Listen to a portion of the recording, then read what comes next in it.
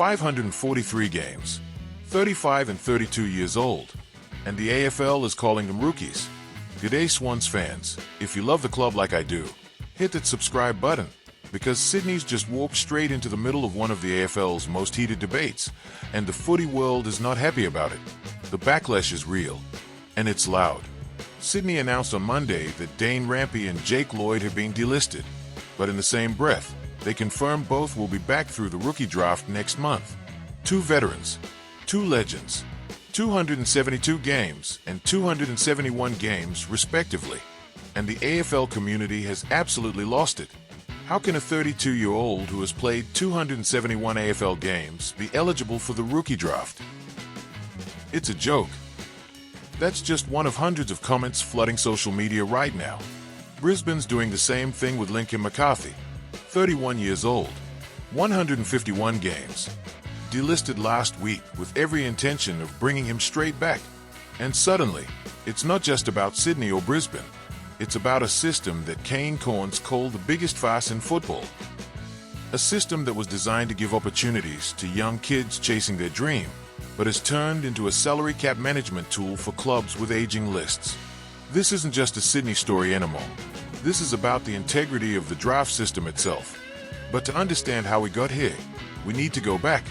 The rookie draft was born in the 90s. Beautiful concept, really. It was designed as a second chance, a pathway for mature-age players who'd been overlooked in the national draft. Blokes who'd gone back to their state leagues, SANFL, WAFL, VFL, worked on their game, proven themselves, and deserved another shot at the big time. Think about the success stories. Dane Rampe himself was a rookie draft pick in 2012, from the NEFL to co-captain of the Sydney Swans. Jake Lloyd in 2013. Same story. Unknown kid to two-time club champion. Lincoln McCarthy came through as a rookie too. These are the examples clubs point to when they say the system works. And it does work, when it's used the way it was intended. But here's where things changed. Over the years, the AFL introduced new regulations. In 2020, clubs were allowed to nominate up to two veterans as nominated rookies to free up senior list spots. The intention was to help older players extend their careers while giving clubs list flexibility. On paper, it sounds reasonable. In practice, it's become something else entirely. Kane Cornes has been the most vocal critic of this trend. Last year on Sen Radio, he didn't hold back. What a disgrace the AFL's rookie rules are. Make the rookie list for rookies and give those players the opportunities, not players that have been at multiple clubs, are 28 years of age and have been delisted from their club and will be re-rookied. He continued, the rookie list rules continue to be the biggest farce in football, and there will be more. A lot of clubs will do this and they'll exploit this and these players. That's got to change. And he's not alone. Fans, media, former players, they're all saying the same thing. Because here's what nobody's arguing. Rampe and Lloyd can still play. They are valued leaders. They contribute on and off the field. Same with McCarthy at Brisbane. But are they rookies? Absolutely not. The word rookie has lost all meaning in this context. We are talking about blokes with over 250 games each. Veterans who've won club awards, worn captain's armbands, played in finals. And somewhere out there, there's a 21-year-old kid. He's been overlooked in the national draft twice. He's gone back to his state league, worked his backside off, and is finally ready for his chance. But the chance, it's going to a 35-year-old with 272 games. That's what people are angry about. That's the core of this debate. Monday morning, Sydney makes it official. Rampe and Lloyd, delisted. But here's the kicker. The club immediately announces they'll bring them back in the rookie draft. No ambiguity. No, we'll see what happens. Just a straight declaration. We are doing this. Brisbane did it last week with McCarthy. Same playbook. Same strategy. And that's when the footy world erupted. Social media went into overdrive. Change the rules, I reckon. If you delist a player you cannot, then draft them in the rookie draft. Defeats the purpose of it if 32-year-olds are getting dropped just so the team can bring them back on board. Another comment. The rookie draft, like the national draft amongst others, have been allowed to be exploited to the point they bear little resemblance to their intended purpose. But here's the part that changes everything. Sydney and Brisbane aren't breaking any rules. They are following them. To the letter. The AFL created the system. The AFL allows it. And clubs are using it to manage their lists in the most efficient way possible. So who's really at fault here?